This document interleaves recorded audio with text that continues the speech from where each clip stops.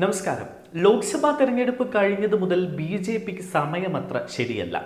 തൊട്ടതെല്ലാം അബദ്ധങ്ങളാകുന്ന നിരവധി കാഴ്ചകളാണ് ഒന്നിനു പിന്നാലെ ഒന്നായി വരുന്നത്.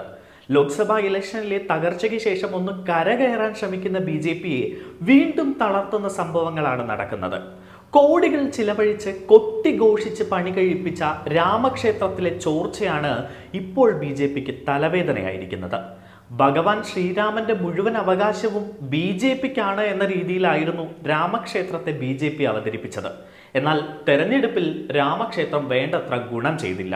അതുമാത്രമല്ല, ഇപ്പോൾ ഇതാ രാമക്ഷേത്ര നിർമ്മാണത്തിലെ ചില പാളിച്ചകൾ എന്ന രീതിയിൽ ആരോപണങ്ങൾ പുറത്തു വരികയും ചെയ്യുന്നു.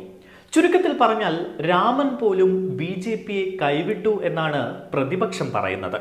അതെന്തായാലും മഴ ശക്തമായതോടെ അയോധ്യ രാമക്ഷേത്രത്തിൽ ചോർച്ചയുണ്ടായതിൽ അതൃപ്തി പരസ്യമാക്കി മുഖ്യ പൂജാരി സത്യേന്ദ്രദാസ് രംഗത്തെത്തിയിരിക്കുകയാണ്. ജനുവരിയിൽ തുറന്ന ക്ഷേത്രത്തിന്റെ മുഖ്യ കെട്ടിടത്തിന് മുകളിലാണ് മഴയിൽ ചോർച്ചയുണ്ടായത്. കഴിഞ്ഞ ദിവസം പെയ്ത മഴയിൽ അയോധ്യ രാമക്ഷേത്രത്തിൽ ചോർച്ചയുണ്ടായി എന്ന് വ്യക്തമാക്കി മുഖ്യ പൂജാരി ആചാര്യ സത്യേന്ദ്രദാസ് രംഗത്തെത്തിയതോടെ വിവാദം കനക്കുകയാണ്.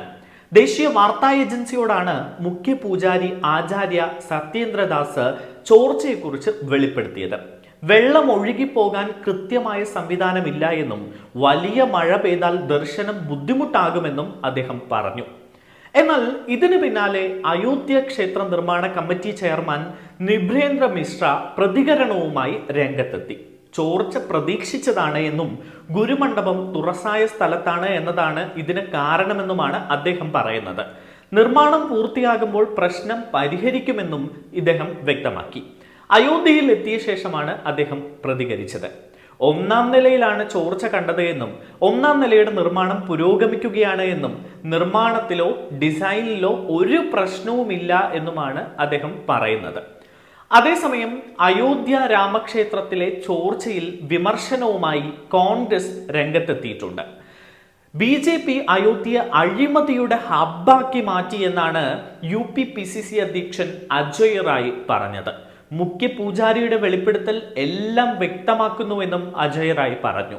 വികസന പ്രവർത്തനങ്ങൾ നടപ്പാക്കിയെന്ന് കൊട്ടിഘോഷിച്ച് ബി.ജെ.പി നടക്കുകയാണ് എന്നും യഥാർത്ഥത്തിൽ അയോധ്യയിൽ റോഡുകൾ ദിവസവും പൊളിയുകയാണ് എന്നും അജയ് റായ് കുറ്റപ്പെടുത്തി.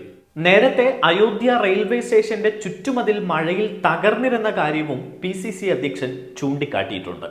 ഇത്തരത്തിൽ കൂടുതൽ വാർത്തകളും വിശേഷങ്ങളും അറിയാൻ ഈ ചാനൽ സബ്സ്ക്രൈബ് ചെയ്യുക.